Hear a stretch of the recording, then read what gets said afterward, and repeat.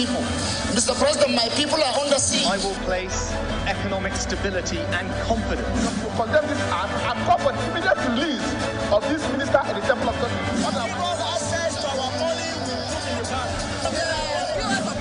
She said $50,000 is 1,000 to collect 3,000 naira. As always said, there are two sets of people on earth, the oppressors and the oppressed. And in between are the cowards and the hypocrites. Which are you? No matter how tough the challenge, how high the obstacles, we always overcome. What Nigerians need now is not about the Tonte. Who can come and salvage us from where we are?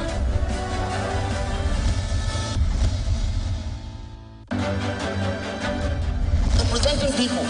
Mr. President, my people are under siege. I will place economic stability and confidence. To condemn this act and call for the immediate release of this minister in the Temple of God. On our broad access to our money, we put in the bank. She said $50,000 is 1,000 to collect 3,000 naira. As always said, there are two sets of people on earth, the oppressors and the oppressed. And in between are the cowards and the hypocrites. Which are you? No matter how tough the challenge, how high the obstacles, we always overcome. What Nigerians need now is not about the Tonte. Who can come and salvage us from where we are? All right, welcome once again. This is ATN Open Conversation. Now we're ready to go straight to what we have today. Now, Open Conversation is the network's flagship political platform through which trending political news, events, and stories are discussed with stakeholders. Through these conversations, ATN uses political talks about specific issues, party system, and actor to explore hope and agenda, positive impact to the society. Now, our point of discussions we have from Bayelsa State election, Senator Dixon assures Governor Diri will coast victory. And on November 11, we have those who think Uzodinma isn't popular, Amnesia's group. Coming from Ondo State, we have Ondo PDP urge State's Assembly to impeach Akaredolu. And still on November 11, we have Make Una Stand Gidigba. We shall defend this election, Milaye. Now, election matters, we have Supreme Court sets up 7-man panel to hear PDP LP petitions. On a nation building, we have NNPP asked UN to support in strengthening Nigeria's democracy. We have our guests already seated in the studio, but let's go on a short break. When we're back, we introduce them. We'll dive straight into the conversation. Stay with us. Representing people. Mr. President, my people are under siege. I will place economic stability and confidence. To condemn this act and call for the immediate release of this minister in the Temple of God. On our broad access to our money, we put in the bank. She said $50,000 is 1,000 to collect 3,000 naira. As always said, there are two sets of people on earth, the oppressors and the oppressed. And in between are the cowards and the hypocrites. Which are you? No matter how tough the challenge, how high the obstacles, we always overcome. What Nigerians need now is not about the Tonte. Who can come and salvage us from where we are?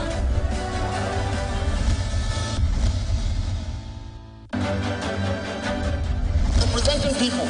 Mr. President, my people are under siege. I will place economic stability.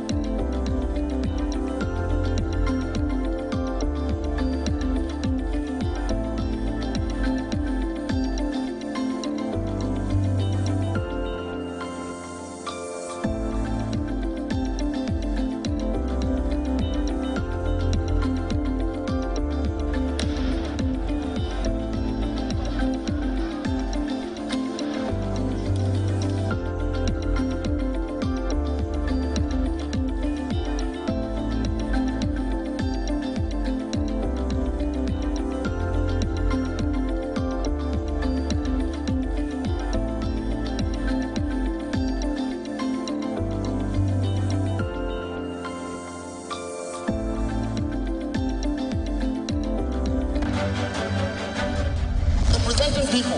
Mr. President, my people are under siege. I will place economic stability and confidence. To condemn this act and call for the immediate release of this minister in the Temple of Justice. Because access to our money will put in the bank. She said 3,000 naira is 1,000 to collect 3,000 naira. Where are we heading to? I've always said there are two sets of people on earth, the oppressors and the oppressed. And in between are the cowards and the hypocrites, which I am. No matter how tough the challenge, how high the obstacles, we always overcome. What Nigerians need now is not about the taunting. Who can come and salvage us from where we are?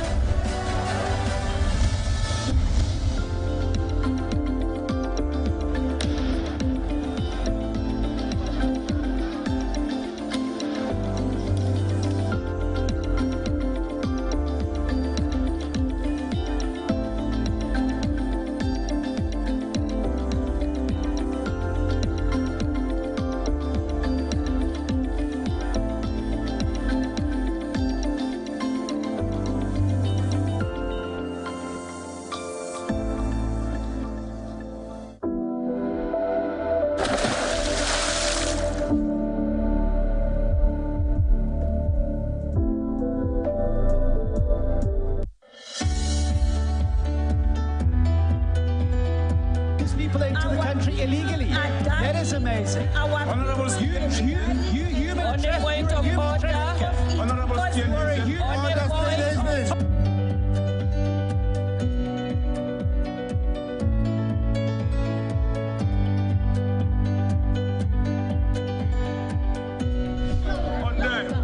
They are not picking our calls. They made up their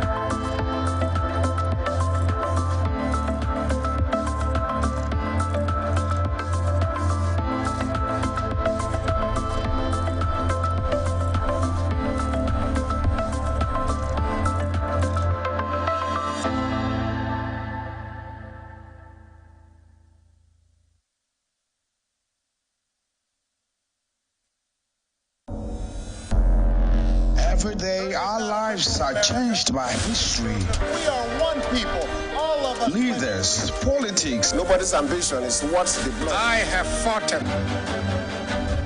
Representing people.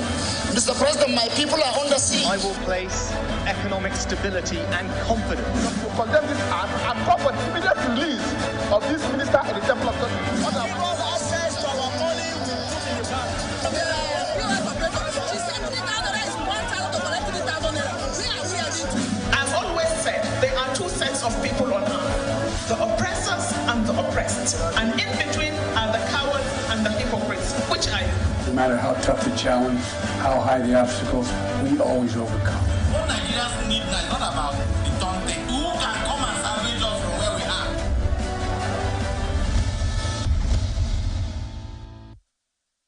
Welcome back to ATN Open Conversation. Right away, we have to introduce our guest this morning. He's no other but Honorable Prince Abalubu. He's a political analyst, and so we have to welcome you this morning. You're welcome to the show. Thank you. Thank you for having me. By the way, you look so cool and, prepared. Irrespective of the economic downtrodden. You're welcome, sir. You're welcome. All right, we have a lot of conversations to deal with this morning, so let's take up the first point of our call. The former governor and The former governor and senator representing Bayelsa West, Siraki Dixon, says he is confident that incumbent Governor Diodiri will win the November 11th governorship election in Bayelsa State. He said the coast was clear for the Bayelsa State Governor Diodiri and his deputy Lawrence Ewurojabo, and they were sailing to re-election for a second term on the platform of the People's Democratic Party. Senator Dixon, who had not participated in the governor's second tenure campaign since it started 3 weeks ago, spoke in his Toru Ora country home in Sabama local government area when he hosted Governor Diri and his campaign team.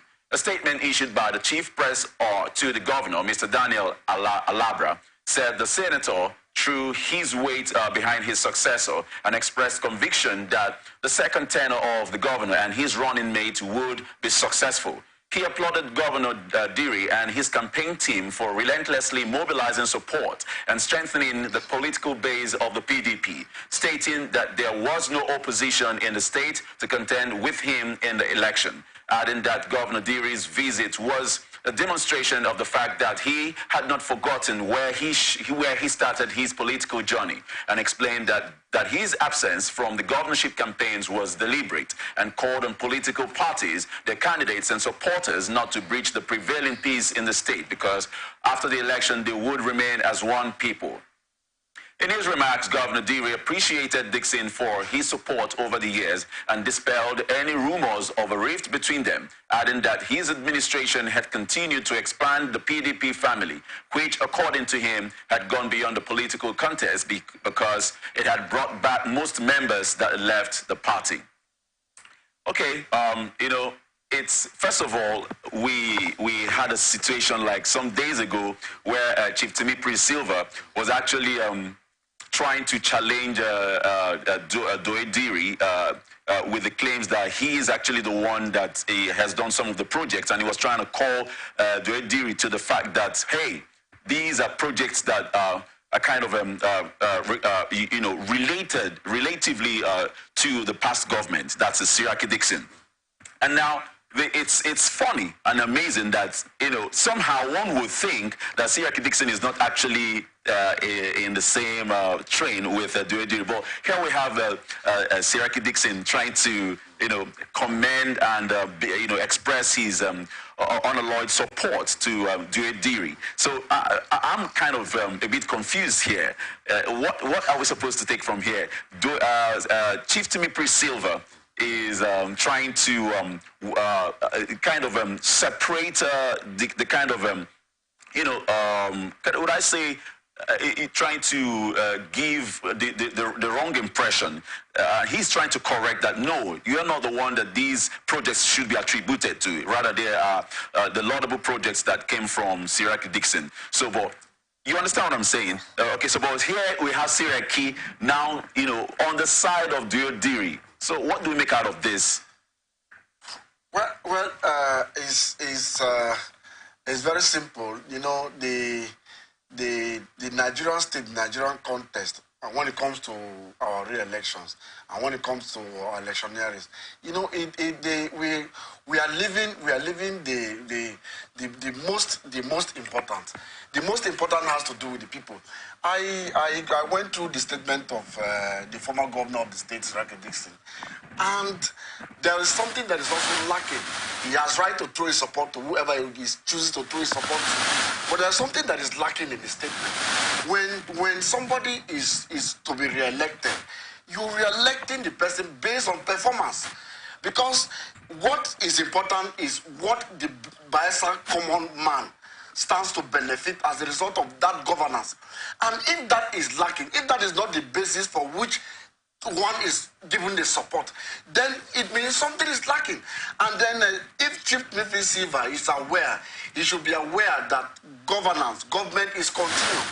And so if there is a project that has bearing on the Bayelsa people that was initiated by the former governor, Siraki Dixon, there is every tendency that the present government has to accomplish those projects because those projects have something to do with the Bayelsa populace. And so if you just come and you because there is a governor and there is now a former governor, you decide to initiate a fresh project, and there are projects that are abandoned. These projects that are abandoned are projects that has bearing on the people, and so there is nothing wrong for the present governor to accomplish the project that were initiated by the Sirake administration. And so what is important is, for whatever reasons, for whatever campaign that any person is coming up to do, Trip Receiver, Sirake Dixon, it has to be issue-based. If Diri has taken Bayelsa State from the point he met it to maybe he has added something, that is what is important. What is important is not that he must not return for a second tenure. If he must return for a second tenure, there should be practical things that the Bayelsa people are saying, because this is a place that is crying for development. It shouldn't be a chain of changing somebody to the next. This one will enter. And Sirake Dixon, is a serving senator. You see, the issues we are having with governance, the issue we are having with leadership, is the ability to connect to the grassroots. Now, you just sit in the comfort of your zone, and maybe when consultancy project come, you convert it and do one borehole that is not serving the purpose of the people. You don't interface with the people to know what their needs, what the pressing needs are, so that you can carry their pressing need and make it part of your program. When you don't do that and you sit in the comfort of your zone, whatever you feel is good, you just drop it there. And so the people that are suffering is Bayelsa people. And what I think that the Bayelsa people will do, Sirake Dixon is an individual. And so it is the Bayelsa people that should understand if this government has been fair to them, if this government has been able to address most of their needs or part of their needs. If the government have addressed these things, then they will take that decision. Their vote will take that decision. Unfortunately, I pray that with the issue of INEC giving rules, denying rules, giving guidelines, denying guidelines, I pray they should come in clear terms and we'll all agree on this is the guideline that INEC is going to deploy in ensuring that this election gets free and fair. And so, for Timothy Silva, if there are projects he did when he was governor, it is also important that this present government should also accomplish that project, because these projects are done with taxpayers' money. There was no money any of them that have been governor of Bayelsa State came to that office with.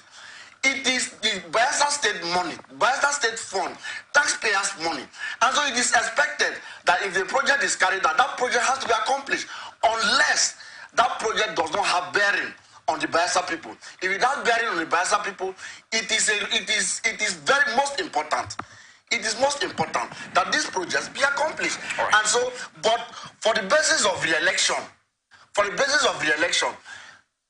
4 years is enough for Diri to clearly show the Bayelsa people that he actually meant to transform the place. We must see his projects that are going on. We must see the project that was done by the former administration that he has accomplished. We must also see his programs. We must also see how his governance is affecting the common Bayelsa person. We must see how he has been able to link Bayelsa to Bayelsa is a waterlogged area, you can understand. And so it is a place that requires concentration. When you want to embark on projects, you must not just throw projects that are not meaningful. You must embark on projects that has bearing on the people because of the state of the people in that area. And so I think that there is nothing wrong for Diri to accomplish the project that was initiated by the former administration. And so if he has accomplished them, he also has a right to also use them as part of what he has done, because if he didn't complete them, it would have been abandoned. For him to have taken the project from where the project was and accomplish it is an achievement, because if government is continuous, and so for him to have done that, he has also achieved. So he has every right to use that as a campaign. But beyond that, 4 years is enough for him to have initiated what he wants to take Bayelsa to. Because you don't just wait after 4 years, you recontest. It has become a Nigerian tradition. It's not just about you are in an office and you have a right. It is not a right. It is never a right. Okay. What makes it a right is your ability to put what the people needs on the table. Okay. Let it be that they are seeing you addressing it. If you've not addressed them, let them be seeing you addressing it. Those are justifications that can make you return back to power. It's not just that it is a right that you must return. No, it is a right if you are putting the necessary basic things that has to do with the people you are governing in place. That is what gives you the right. Not just that it is constitutionally bound that you must do. No, it has to be because of what you are giving back to the people. Because the people entrusted their sovereignty into your hands. And so if they have given you their sovereignty, they are expecting something back. Okay, all right. You made a very salient point here, very key notes that is what really been reiterated, because, you said if he completes the project of his predecessor, okay, that's coming from Siraki Dixon, that it's not wrong, it's not totally wrong for him to kind of, take some glory from that. So that's not supposed to be an issue. Yeah. All right, now, we've heard Siraki Dixon, his utterances were that the coast is clear for Dore Diri. Now, looking at other contenders in this forthcoming election, do you actually see Dore Diri being re-elected with his deputy? Well, when a politician comes to say coast is clear, and then the same person is saying that this is to clear that there wasn't any rift between them, you can reconcile the two statements. Because why is the coast clear now? Diri started his campaign over time. The coast wasn't clear. So what is making the coast to be clear now? And so the fact is this: Diri is a gentleman. Diri, to an extent, you can say Bayelsa has been very peaceful under his watch. And the basic responsibility of government is to provide security for its citizens. And so, if Bayelsa is peaceful, if Bayelsa is on the trend of development, I think the Bayelsa people should be able to come out and demonstrate that. It is the Bayelsa people that will actually demonstrate if Diri has done something that should return him back to office. All right. And so that right, that onus is on the Bayelsa people, because when Siraki Dixon, the statement is making is very, very bogus. It's very bogus, because in Sagbama, where he's coming from, we also want to understand what are those things government presence that is actually felt in Sagbama, where he's coming from. What are those lives that Siraki Dixon has actually touched? Because he will not go to Ekremon to determine how the Ekremon people are going to cast their vote. He can only do that if he has affected some lives there. And they see that, yes, with Siraki Dixon that is involved in this, because he's involved, we got this. And so because he's involved now, we can also surrender our vote now to Diri's re-election. But if that is not done, then it's just mere a bogus statement. And to be very fair, there was a rift. Because what is making the coast to be clearer now, and the coast wasn't clear then. 3 weeks is enough. 3 weeks is not enough for a coast to just get clearer. Yeah. A coast is supposed to be clearer from a year back. Okay. But the coast is just getting clearer now. We have some few days to election. Okay. So when they agree, it is clear. Yeah. When they don't agree, it is not clear. Yeah, all right. Thank you very much. That's a very, you've kind of really touched this in a way that makes it clearer. Let's get to the next conversation. A support group for Governor Hope Uzodimma called Professionals Movement for Hope boasts that Imo people will disappoint the People's Democratic Party by Uzodimma on November 11, 2023. Convener of the group and engineer Obinna Obiozo in a statement said, "Our people know the leaders that love them. They know that Uzodimma has served them meritoriously in the last 3 years. And we are happy, and our people are also very appreciative of what his government has done, just as they demonstrated during the last election. Those who still think Uzodinma isn't overwhelmingly popular are amnesiacs, because we wonder why they quickly forgot how our people in Imo State, in Imo, gave the APC a line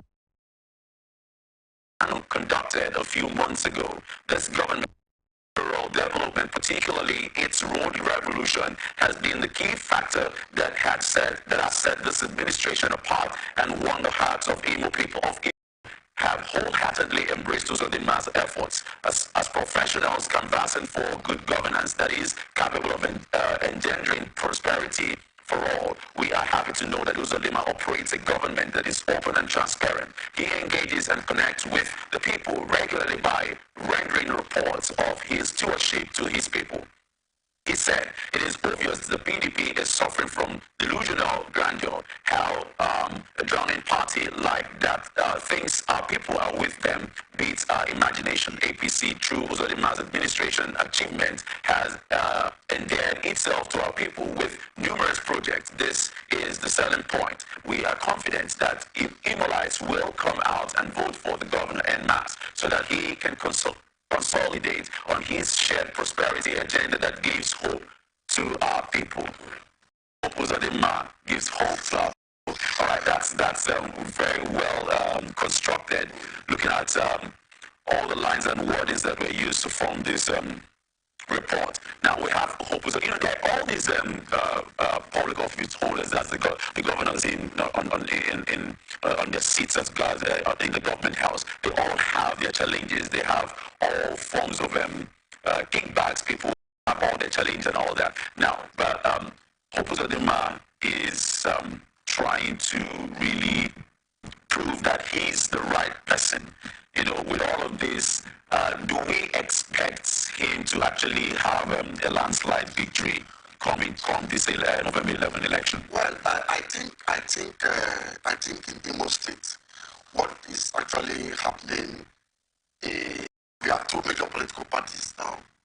The rest are also trying, but it's the PDP and then the All Progressive Congress. And the candidates of these both parties, they've been in government in one way or the other. The other one has been a senator for virtually a decade. Has been a senator. And so the question now is, he was a senator. And Hope was also a senator and now a governor for 4 years. It's going 4 years. Now, can we actually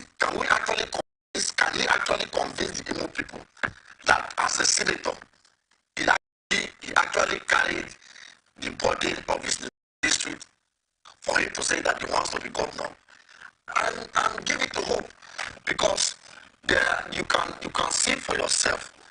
These are reasons why one can actually come up to say that I want to seek re-election. Because if you want to talk about the road infrastructures, there are things you can actually see him putting in place.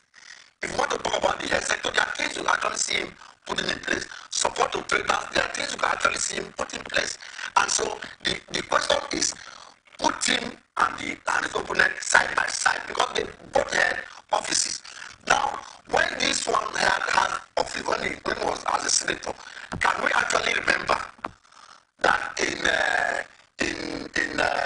Imo North, there was a community hall courtesy of him. In this local government, there was actually a health center courtesy of him. We must count these things. And so what the Imo people should be burning for is consolidating on what they already have. There is no anything that comes is you discuss it the way it is. What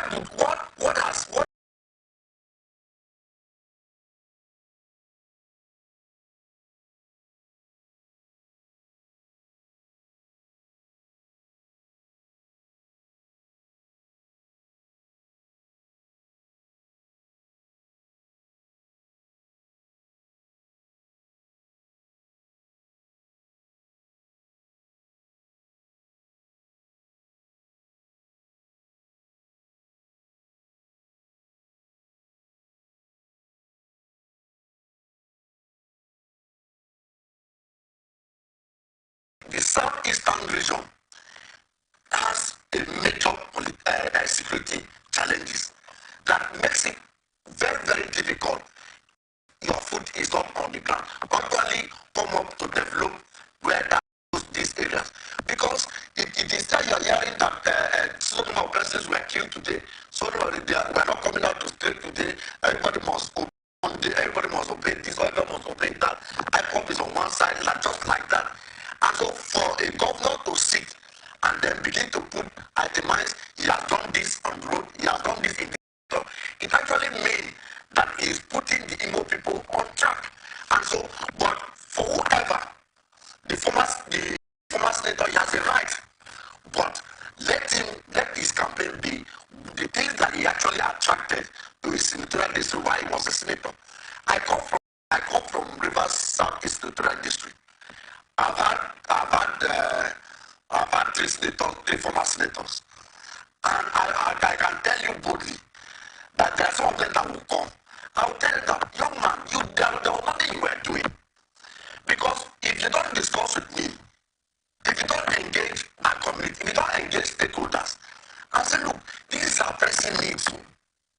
We don't even have a market to trade. We don't even have where to go to when, if it is raining, if we are gathering and we are discussing and it is raining, we don't have where to gather to discuss. Like and yes, and when you don't engage us in this, and the next thing you see, you just bring a borehole. When that is not our needs. But if you engage stakeholders, you want to tell them, look, this is actually our priority. The needs are so many, but there are priority ones. There are priority projects that you drop in the place, and the lives of the people will be elevated to an extent. And so, to me, the former senator should be able to say, tell us, hope is pointing his own now. And that's why some persons could come together to say that because he has done this, because these are issue based. He has done this, he has done this. Let the opponent say this particular road that they are claiming, just like in Bayelsa State, this particular road you are claiming, you are not the person that started. This particular project you are claiming, you are not the person that did it. But if you also had an opportunity of bringing a project to a place, I did not bring projects to the place. So what are you using to do the campaign? You are telling us that after we elect you, the one we elected you before, where are they? All right, so going by your own standpoint of view, you believe that your project speaks for you, and in other words, so that's to say that your opinion that Hope is on the market is done. He has actually put in, he has things he could actually leverage on. To say, because I have done this, give me this opportunity. Okay, that explains why the support group are very confident. Now it is a support group that is mentioning these things he has actually done. Now, let the opponent come to say that these things you are claiming, it was not your government that did this. Okay. At that point, I hope you have sat on the front for Imo State for this number of time, and instead of you to do this project, you are doing whitewash. Who are you whitewashing? All right. Let's go on a short break. When we're back, we'll get to the remaining conversation. Stay tuned. Protecting people.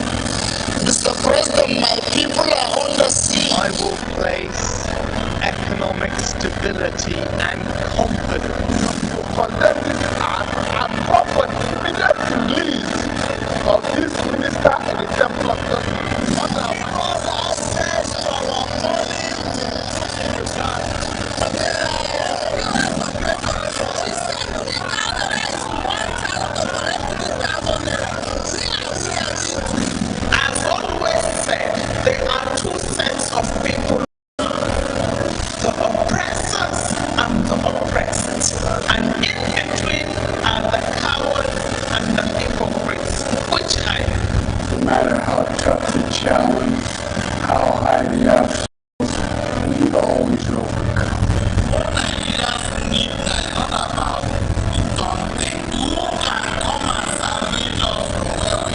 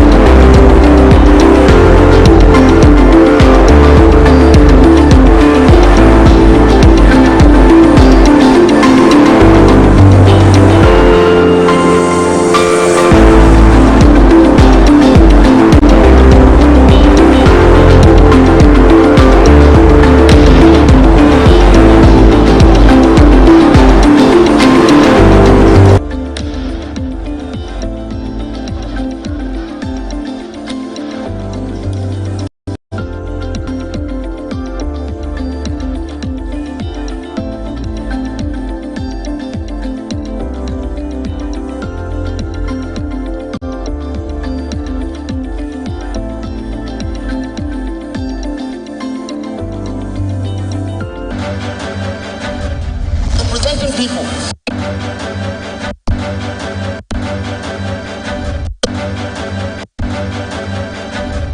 Representing people. Mr. President, my people are under siege. I will place.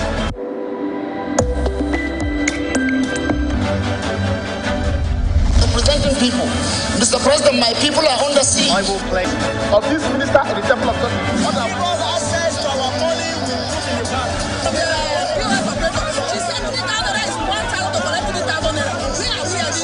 I've always said there are two sets of people on earth, the oppressors and the oppressed, and in between are the cowards and the hypocrites. Which are you? No matter how tough the challenge, how high the obstacles, we always overcome. What Nigerians need now is not about the taunting. Who can come and salvage us from where we are?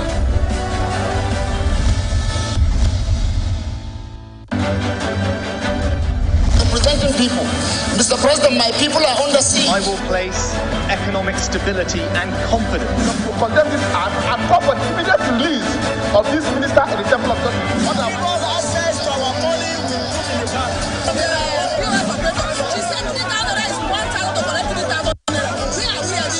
I've always said there are two sets of people on earth, the oppressors and the oppressed. welcome back to ATN Open Conversation. We apologize for the level of the break we went. We had some things to sort out. All right, let's get straight to the next conversation we have. On the state chapter of the People's Democratic Party has called on the state health of the governor and called on the Understate House of Assembly to immediately begin the impeachment process of Rotimi Akeredolu San for violation of the 1999 Constitution of the Federal Republic of Nigeria as amended. The majority leader of the Assembly, Mr. Oluwole Ogunmolasuyi, said Governor Akeredolu has been... We must understand something clearer here. You know, when the governor was out of the state for medical vacation, yes, the Constitution provides for his deputy. And if there is any section of the Constitution that mandates the governor to officially transmit power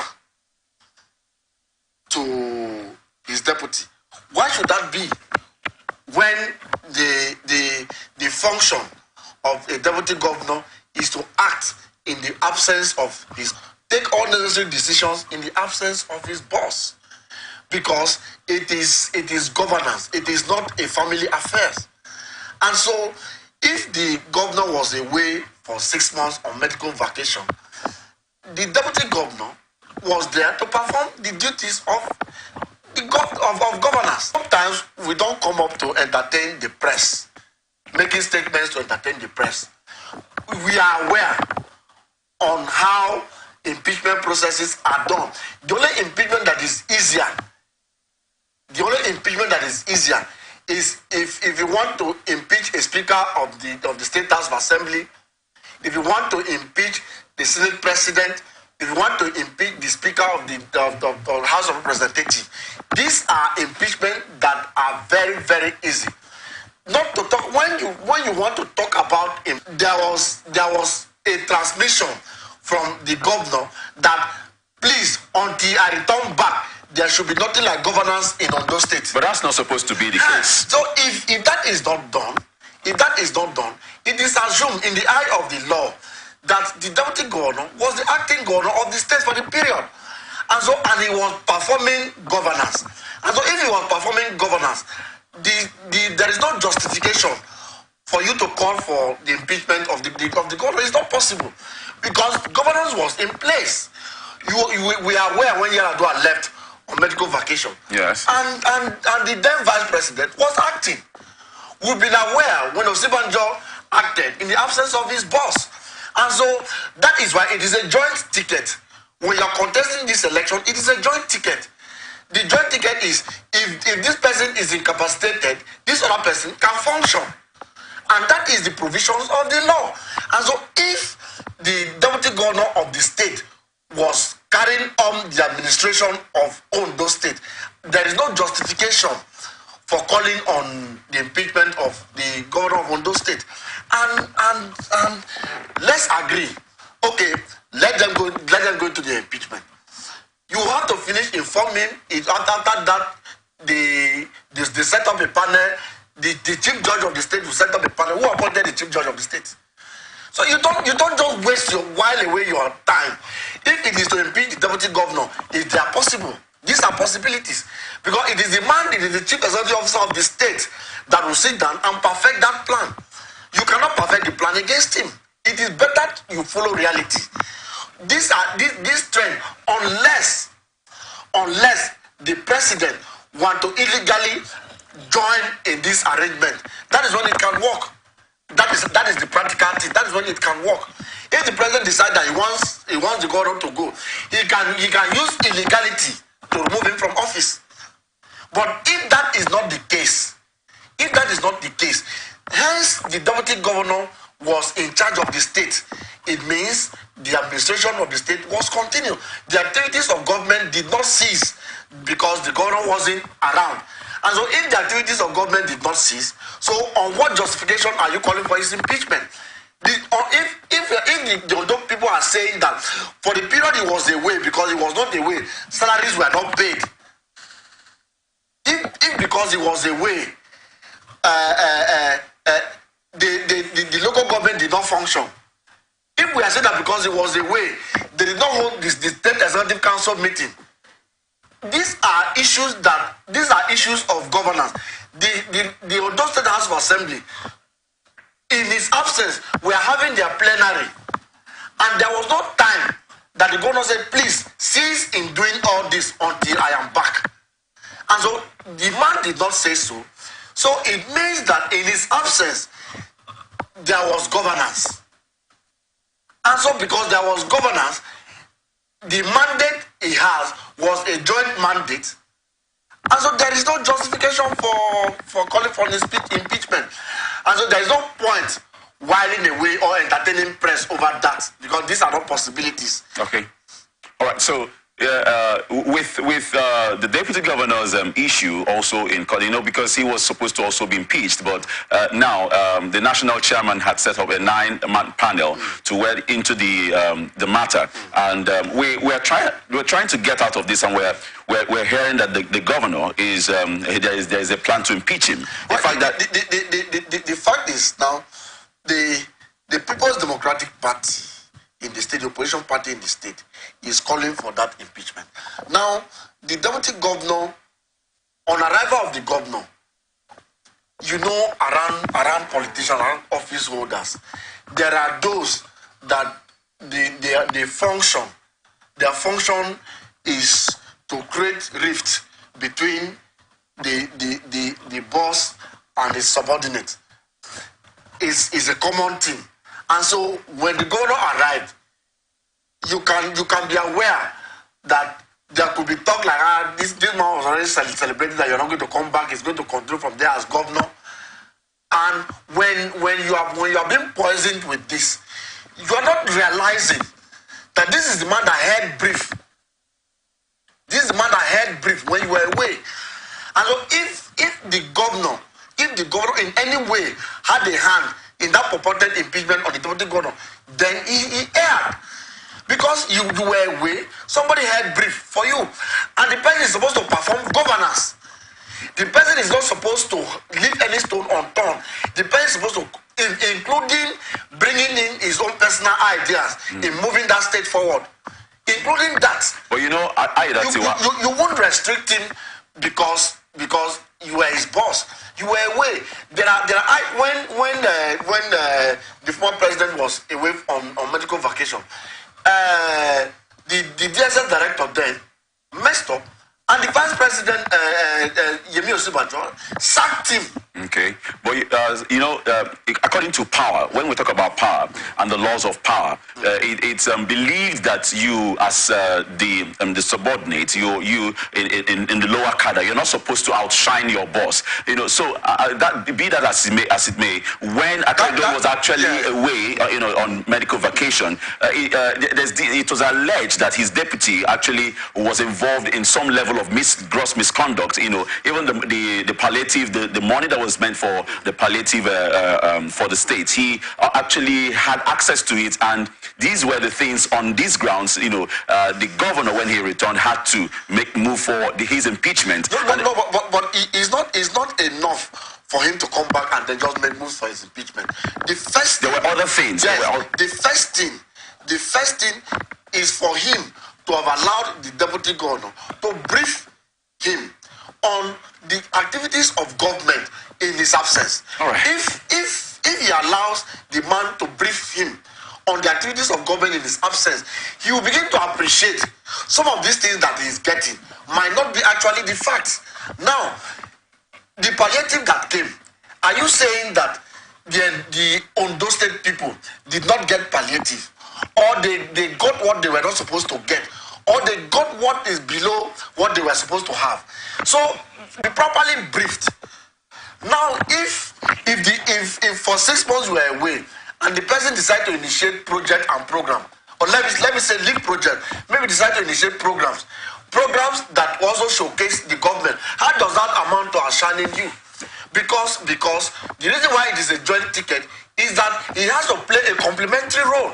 All right. So now that the national chairman, the national chairman of the All Progressive, he has set up a nine-man panel to settle all of this. Now, how do we reconciliation between the governor and his deputy? Governor.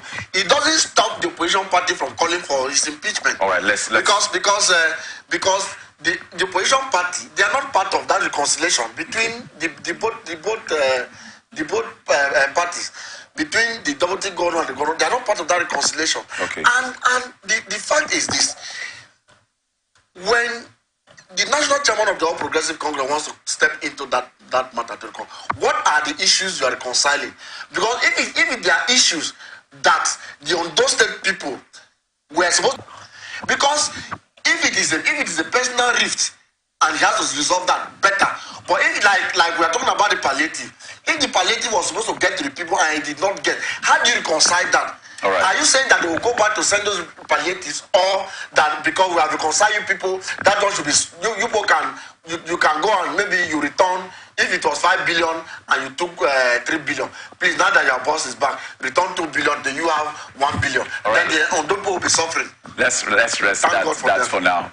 All right, let's see this. The People's Democratic Party candidate in the Kogi State November 11, 2023 governorship election, Senator Dino Milaye, calls the women and youth elected officials of the state chapter of the PDP, he said, all tyrants in the world are cowards, especially when they are confronted. Senator Milaye said the November 11, 2023 election will be different from every other election held in the history of Kogi State, although there is a lot of fear in the air. While some are saying the votes will not count, some are saying the APC will change the results, others are saying no matter what we do, they will write the result. I am urging you with every sense of responsibility that do not submit your hearts to fears. They said the APC will write results, but it will not happen. We will defend this election. We will not just defend the election. We will defend our people. So let us not be afraid. Make Ona stand gidigba. We shall defend this election, Milaye further stressed.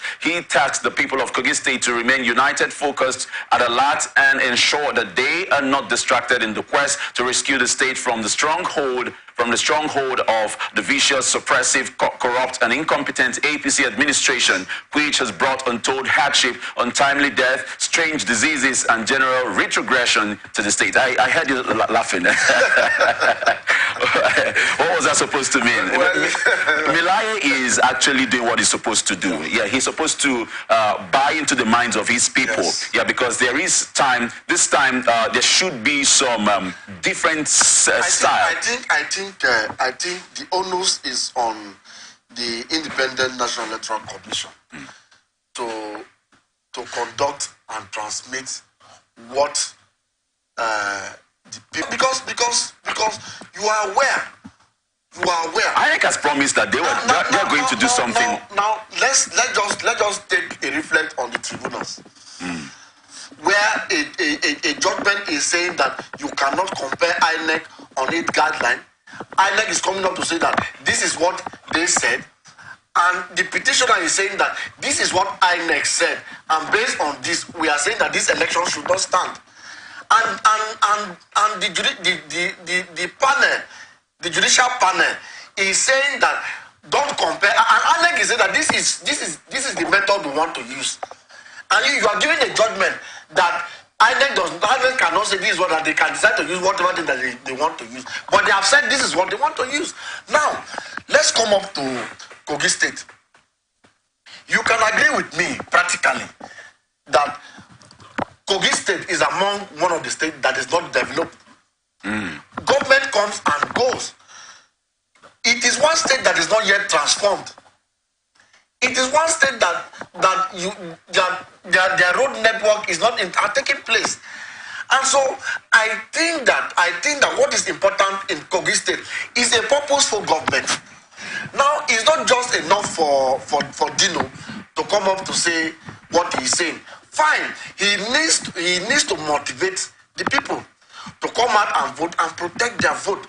But our prayer and our plea is that INEC should be transparent enough. Let it be that the will of the Kogi people is what is reflecting in the outcome of the election. If the will of the Kogi people is reflecting in the outcome of the election, you will realize that there will be less challenge of our elections in the tribunals. But when we are being subchanged, it goes a long way to say you are helpless, and it is a lawful nation that you are not expected to take the laws into your hands. And so the Kogi people should come out and actually defend their vote. But INEC, please, let INEC, for once, at least, we can't say that these elections is taking place in all the states of the Federation. These few states, we can build the confidence from there. It happened in Osun State. We saw it clearly. At least to an extent, we rated that INEC actually did well. If they can do that, they can replicate that in Imo, Bayelsa, and Kogi State. At least we can say, okay, if they've been able to do this, we must encourage them to keep doing it, and then until it goes around the 36 states. Because part of the reason why Nigerians are crying is that let it be that Nigerians choose their leader, and the leader failed them. The cry will be less.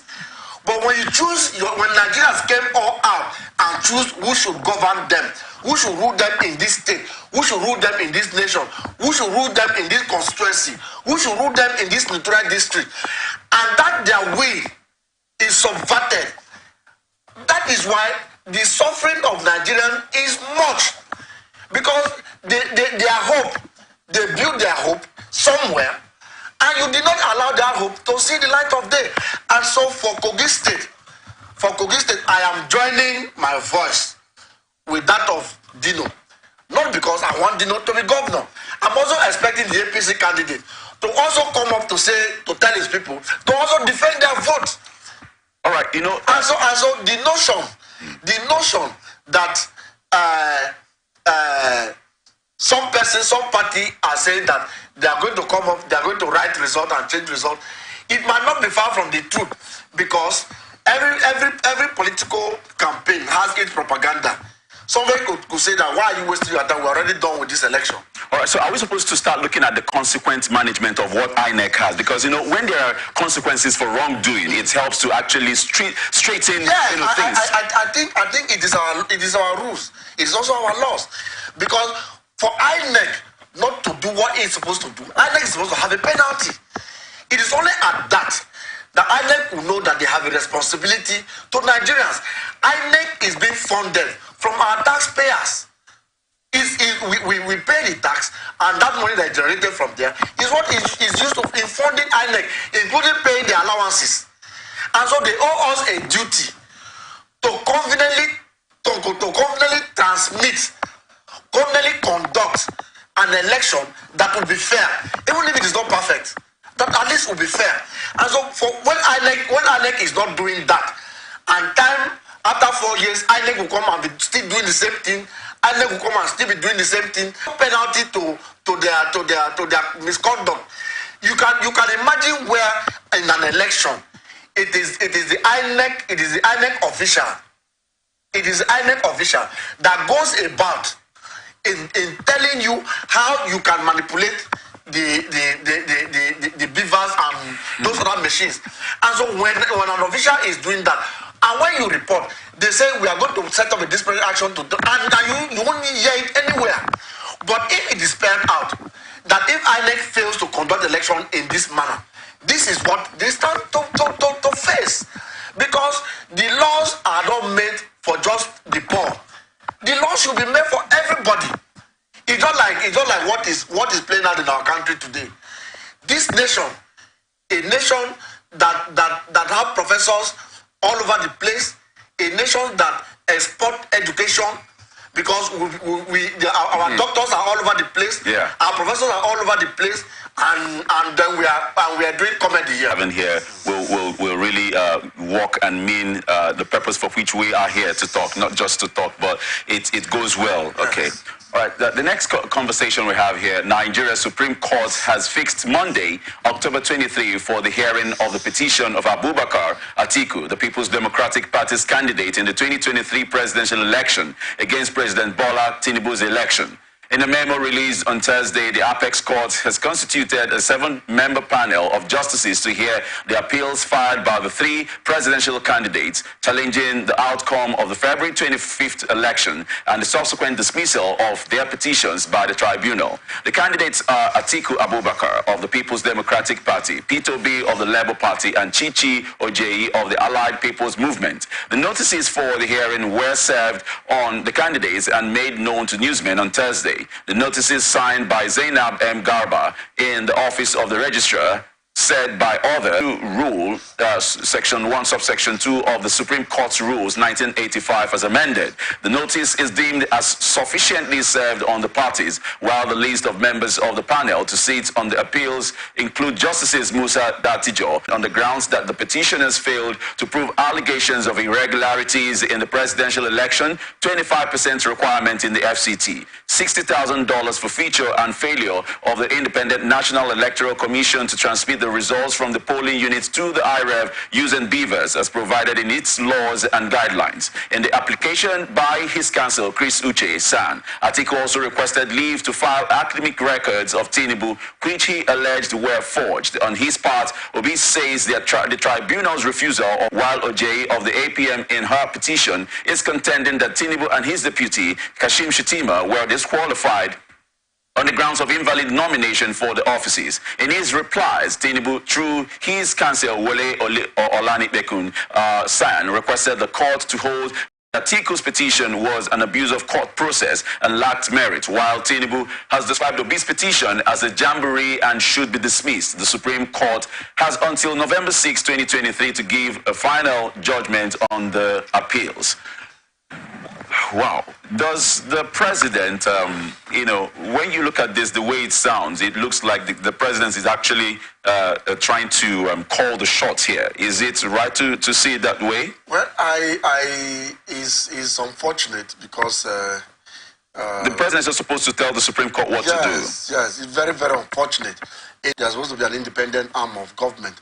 And you see, the one of the most unfortunate situation is like the lawyer for Atiku Abubakar is submitting. INEC gave a guideline that this result will be transmitted via the beavers and they violated that, and they violate problem in this whole issue. Now, the panel of judges that have been set up, we are aware that there are instructions that are given publicly. Please discharge your duty to the best of your ability, and they bring oath and you take oath.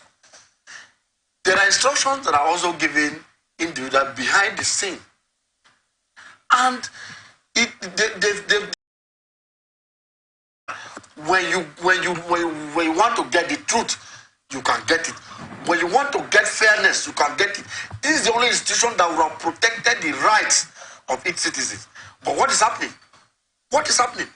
Are you telling me that somebody will take 8 hours to read a judgment that you already know that you are just going to dismiss it? What have we done? What have we done as Nigerians? Now, the 25% is a constitutional matter. It is enshrined in our constitution. And so, for a judge that is supposed to be bound by our constitution to ignore that section of the constitution, then it also goes to tell you that there is nothing good that will come out of the system. Because if a common man on the street is aware that 25% FCT, you must get 25% FCT before you are eligible, and the man that is supposed to, the man that is given the responsibility to interpret this will tell you that it is like any other state, and this is a constitutional content. It is a constitutional. So going forward,